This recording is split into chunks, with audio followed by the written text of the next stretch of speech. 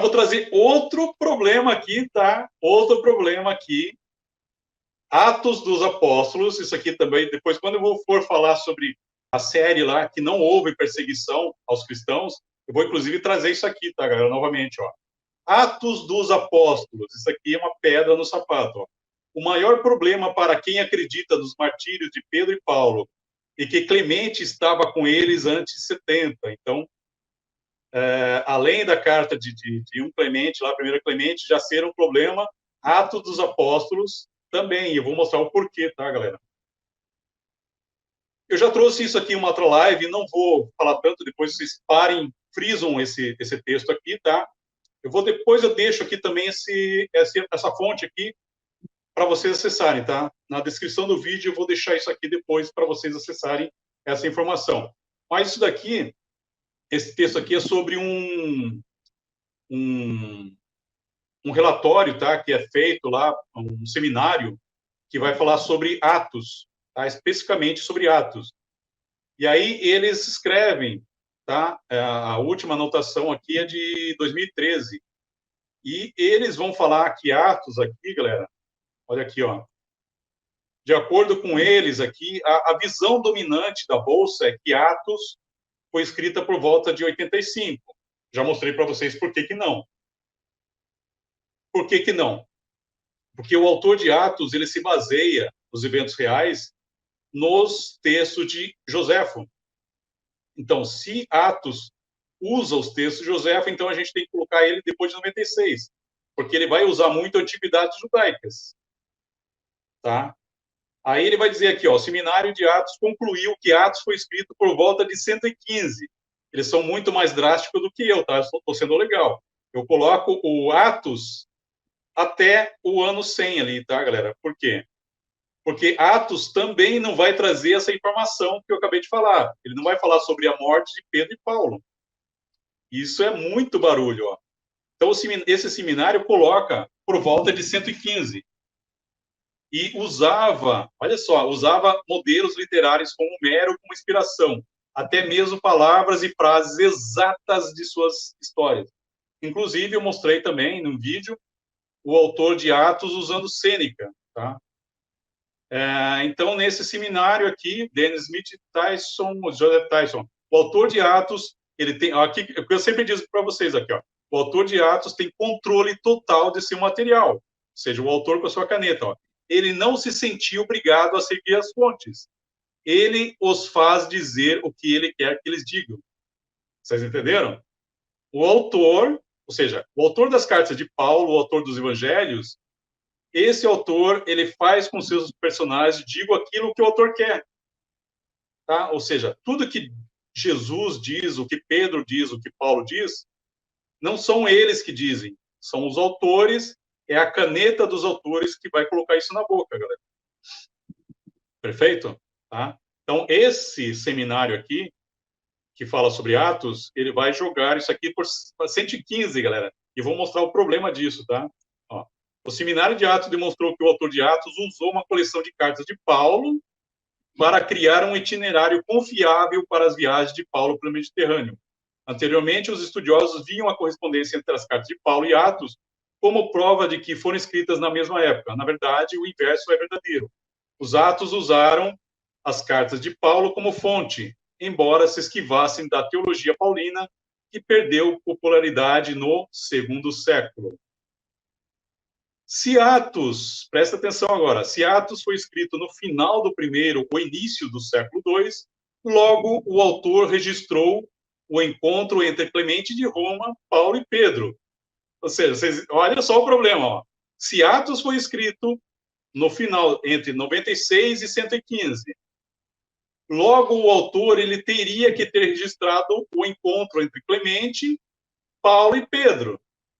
E, com certeza, o autor registrou como Pedro e Paulo foram executados por Nero. Será que nós encontramos esses registros em Atos, galera? Olha só que Irineu vai dizer aqui, ó. Lucas, o companheiro de viagem que registrou tudo sobre as viagens de Paulo. Irineu, contra a heresia, vai dizer o seguinte, ó. Após a partida, Marcos, o discípulo de intérprete de Pedro, também nos transmitiu por escrito o que tinha sido pregado por Pedro. Preste novamente atenção sobre isso aqui que eu falo para vocês. Ele está dizendo que Marcos foi intérprete de Pedro. Só que Marcos, ninguém sabe quem foi Marcos. Então, como que Irineu está dizendo que Marcos foi discípulo de Pedro? Pedro é um personagem fictício. Marcos, a gente não sabe quem é Marcos. Então, quando Irineu está dizendo isso, a gente tem que desconsiderar, galera, e não levar a sério. Porque a gente não sabe quem é Marcos. Como que ele está dizendo que Marcos foi intérprete de Pedro? Ele não sabe quem escreveu. Lucas, também companheiro de Paulo, registrou em um livro o evangelho pregado por ele.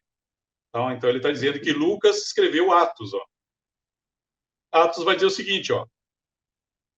E logo que chegamos a Roma, o centurião entregou, isso aqui é o final de Atos, ó. O centurião entregou os presos ao capitão da guarda, mas Paulo se lhe permitiu morar por sua conta parte. Eita, Paulinho, ó. Com o soldado que o guardava, ou seja, ele foi dividir cama com o soldado que guardava ele. E aconteceu que 3 dias depois, Paulo convocou os principais judeus. Vim, contudo, preso desde Jerusalém, entregue nas mãos dos romanos, os quais, havendo me examinado, queriam soltar-me por não haver em mim crime algum de morte. E finalizando aqui, ó, Atos 28, 30, ó. E Paulo ficou 2 anos inteiros na sua própria habitação, que alugara. Com que dinheiro, galera, que ele alugou? Ele recebia todos quanto vinham vê-lo. Pregando o reino de Deus, ensinando com toda a liberdade as coisas pertencentes a Jesus Cristo, sem impedimento algum.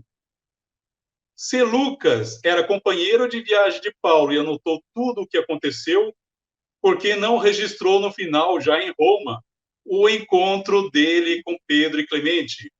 Então veja que ele diz lá que ele encontrou um monte de judeus.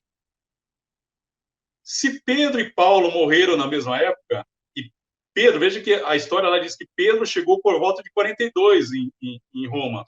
Se Pedro chegou em 42 e Paulo em 60, Paulo tinha que ter se encontrado com Pedro.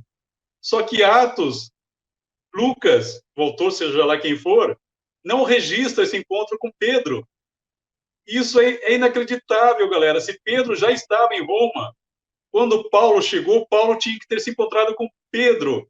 Só que o autor não diz isso, ele diz que se encontrou com vários judeus ali. E se Clemente de Roma era amiguinho de ambos, por que ele não cita também o encontro dele com Clemente?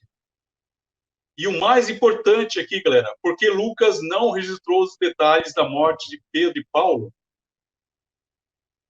Conclusão: o fato da carta de 1 Clemente e Atos dos Apóstolos não registrarem o encontro entre Clemente, Paulo e Pedro, como também suas execuções, nos provam 2 coisas. Primeiro, Clemente não conheceu Pedro e Paulo, como também não estava presente antes de 70. Segundo, não existe registro interno, ou seja, Novo Testamento, e nem externo, dos martírios de Pedro e Paulo, como também as perseguições e morte dos cristãos sobre o governo de Nero no primeiro século. Perfeito, galera?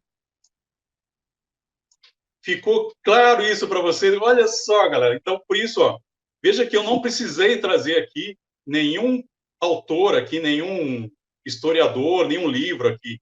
Eu mesmo, com a minha pesquisa, tá? Humilde pesquisa, eu mostrei para vocês o porquê Clemente de Roma não pode estar antes de 70 escrevendo e porquê Clemente não pode ter conhecido Paulo e Pedro.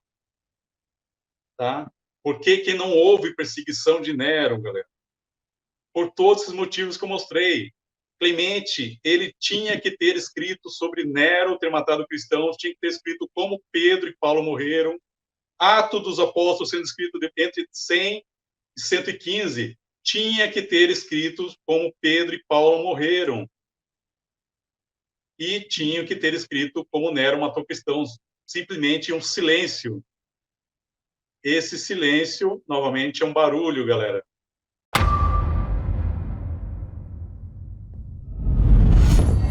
Multiversal Flaviana. Sob censura e salvo melhor juízo.